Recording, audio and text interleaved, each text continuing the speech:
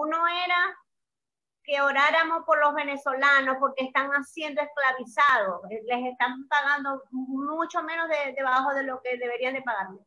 Y el otro motivo de oración era que habían pastores que cuando le decían algo, tú tienes que hacer esto, porque si desobedeces Dios te va a maldecir. Y eso a mí me entristeció, porque, o sea, si bien es cierto que tenemos que sujetarnos a las autoridades, también es cierto que Dios pone en las personas el querer como el hacer. Y eso es lo bonito de estar en esta, no sé si religión, relación, ¿ya? Porque yo no hubiese servido para ser monja, porque las monjas tienen voto de obediencia. Si yo estoy en Venezuela y me dicen, mañana te vas para África, yo no puedo decir nada, yo tengo que ir y obedecer. Yo no hubiera servido, hubiese sido la novicia rebelde. Pero si cuando es un llamado de parte de Dios, como el de Pablo, que hasta lo azotaban, varias veces lo dieron por muerto, le picaron culebra, o sea, es algo que tiene que ser el llamado de Dios, el querer como el hacer. Entonces, de acuerdo al caso, como dijo el pastor, uno tiene que acercarse. Una vez yo me acerqué a un cura en una iglesia porque trató muy mal a los que se casaron. No les dejó poner flores en la boda, no los dejó besar. Entonces yo le dije a mi hermana, yo tengo que hablar con él. Pero claro, esperé que la boda terminara y me fui hasta atrás. Y me insultó. Y yo le dije, el hecho de que usted no se case no puede hacer que usted con su amargura trate mal a los que se vayan a casar, porque sabe que es difícil que hoy en día alguien se case y usted va a tratar mal a los que se van a casar. Entonces yo traté por las buenas y aparte con él, y él me salió con grosería. Yo no le salí con grosería, pero le hablé fuerte, o sea, con esa, firmemente, digámoslo así. Pero cuando es un hermano en Cristo que está en pecado, la palabra dice que el pecado se corrige con misericordia, con amor y misericordia. Creo que es así, ¿no, pastor?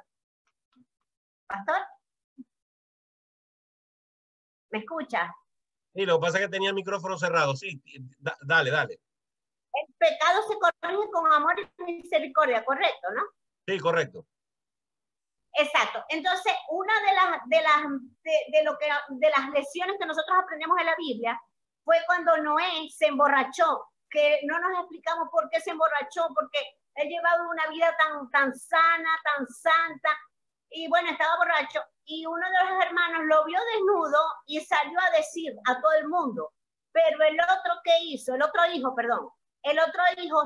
entró de espalda, lo cubrió, ¿ya? Dios nos está diciendo ahí que si estamos viendo a un hermano que está en pecado, no podemos divulgar a todo el mundo, sino que le llegamos con amor. Mira, hermano, bueno, creo que en la Biblia dice que primero se le llega con 1 o con 3, algo así, ¿no? Pero es difícil porque a veces que hay predicadores que uno dice, Dios mío. Por eso es muy importante orar por los que están predicando. O sea, la parte de intercesión es muy importante en toda iglesia.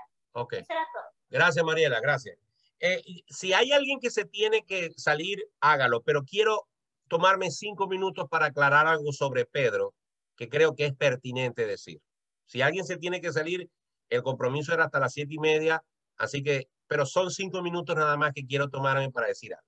Miren, hermano, el apóstol Pedro es, porque sigue siendo y está en el cielo, el hombre que Dios escogió de los otros 12 discípulos para ser el líder de la iglesia en Jerusalén para el pueblo judío, que fueron los primeros que creyeron. Si ustedes recuerdan, los 120 que estaban reunidos en el aposento alto, cuando Cristo ya se había ido y ellos estaban esperando la promesa, todos los que estaban en el aposento alto eran judíos, no eran gentiles. ¿Ok?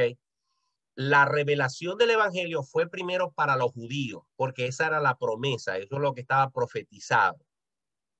Luego, Dios empieza a abrir el compás y a través de Pedro judío, entonces un hombre prominente llamado Cornelio, que era romano, era gentil, él conoce el evangelio por medio de Pedro. Imagínense el choque que representó para Pedro tener que predicarle a un gentil, que cuando nosotros leemos Hechos capítulo 10, vemos cómo Pedro en esa visión que tuvo del lienzo rechazó comer de lo que Dios le dijo. Dios le dijo, come, y él le dice a Dios, no.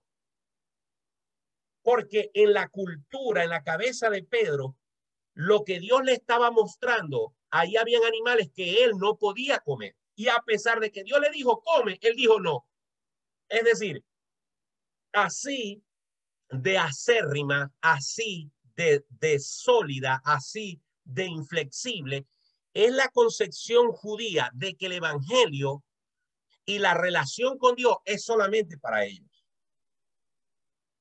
Solamente cuando Pedro acompañó a los hombres que Cornelio mandó con ellos para que lo buscaran, solamente cuando Pedro llegó y escuchó a Cornelio cómo Dios le había hablado, solamente cuando Pedro pudo estar delante de esos gentiles y ver que estos gentiles aceptaron a Cristo y también hablaron en lenguas, como había ocurrido en el aposento alto, solamente así fue que Pedro pudo comprender y decir, y ahí está en el libro de los Hechos capítulo 10, ahora entiendo que Dios no hace acepción de personas.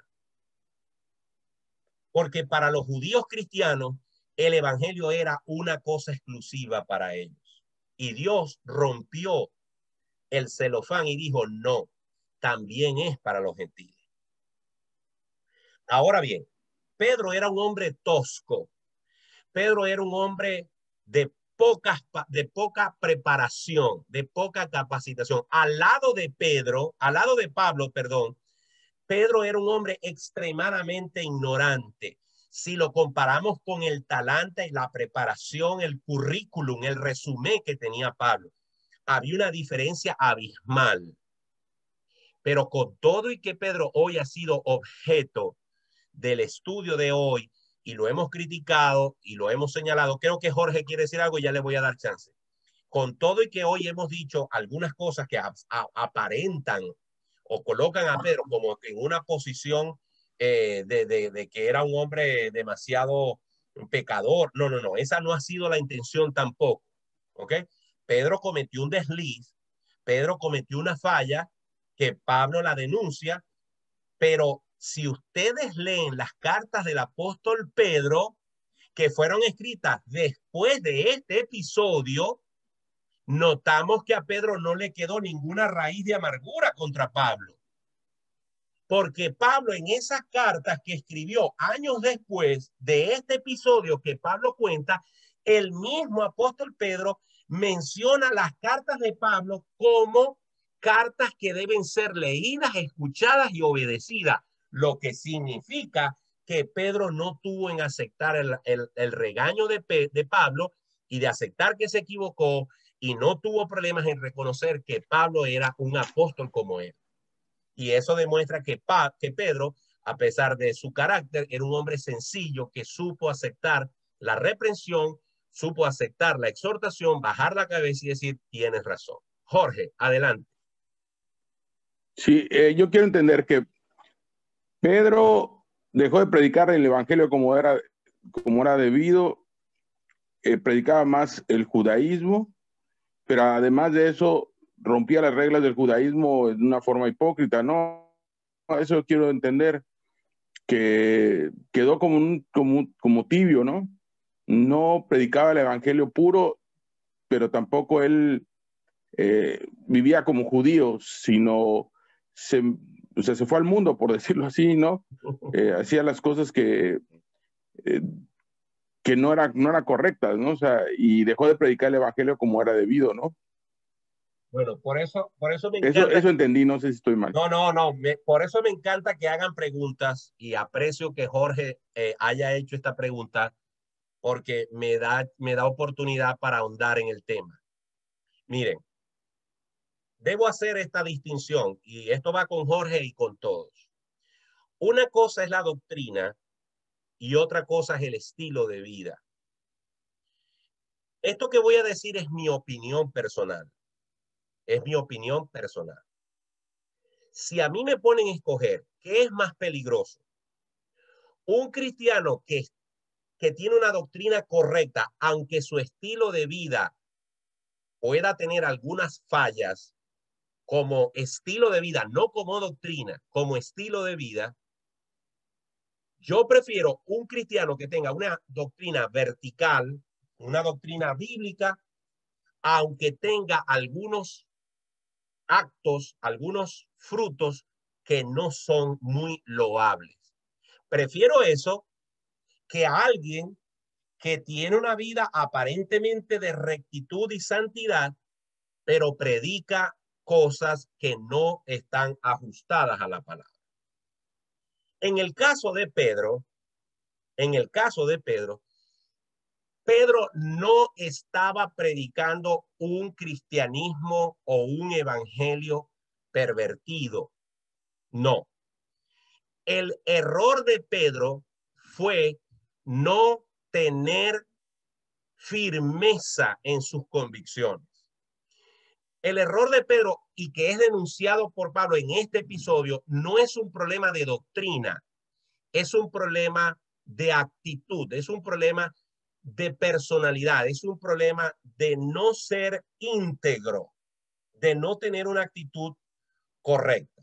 ¿Qué es la integridad? La integridad es hacer lo bueno, me estén viendo o no me estén viendo. Si yo veo un celular en una oficina que está sola y lo veo allí y me lo meto en un bolsillo creyendo que como nadie me está viendo, no hay cámaras, no hay nada, ¿verdad? No está mal, yo no estoy siendo íntegro. Pero si yo veo un celular que no es mío, aunque nadie me esté viendo, aunque nadie pueda decir que yo me lo llevé, pero yo veo que sé que no es mío, o lo dejo ahí o busco su dueño y se lo entrego. Eso es integridad. El problema de Pedro, fue un problema de integridad, no un problema de doctrina. Él había venido de visita a Antioquía y cuando estuvo entre los gentiles se dio cuenta que no había problema en compartir con los gentiles. No era que estaba tomando licor ni estaba viviendo una vida libertina, no. Cuando Pablo se refiere a que si tú siendo judío vives como los gentiles, es si tú siendo judío has logrado entender que puedes compartir con tus hermanos gentiles y comer de lo que ellos comen y comer de la misma mesa, si tú no tuviste problemas en abrir tu compás, tu mente, en romper tus paradigmas judaicos y sentarte con ellos y entendí, porque es que Pablo lo estaba experimentando. Pablo también era judío, pero Pablo había entendido que la vida en Cristo te permitía tener la libertad de compartir tanto con judíos como con gentiles sin problema. Ya Pablo tenía experiencia en eso, pero Pedro no. El problema de Pedro es que había descubierto esa libertad, pero cuando vinieron hermanos que no tenían esa libertad, que todavía estaban acostumbrados con la costumbre judaica, aunque tenían el evangelio verdadero, Pedro tuvo un problema de identidad y no supo para dónde agarrar, y al final lo que hizo fue retroceder y volverse a poner el traje de judío ortodoxo. ¿Ok? Y trató de simular que él no estaba compartiendo con los gentiles, porque tenemos que entender que hubo un choque cultural. Eran hermanos en Cristo, pero había un choque cultural y Pedro no supo mantenerse vertical en su nueva actitud, sino que simuló que no había pasado nada. Ese fue su error. Pero Pedro era, fue, es y seguirá siendo, porque él está en el cielo, igual que Pablo, igual que todos los que han creído en Cristo, uno de los hombres más importantes de la historia de la iglesia cristiana. ¿Ok? No porque es el Papa, ni porque le dieron las llaves del cielo, ni porque es el que chequea la entrada al cielo. No, esas son historias y fábulas humanas. No, sino porque Pedro, siendo un simple pescador, y por eso estaba diciendo lo que dije hace unos minutos, sin embargo fue el hombre que Dios usó para predicar el evangelio de una forma tan tremenda, al punto de que el primer gentil llamado Cornelio y su familia no se convirtieron a través de Pablo, sino a través de Pedro.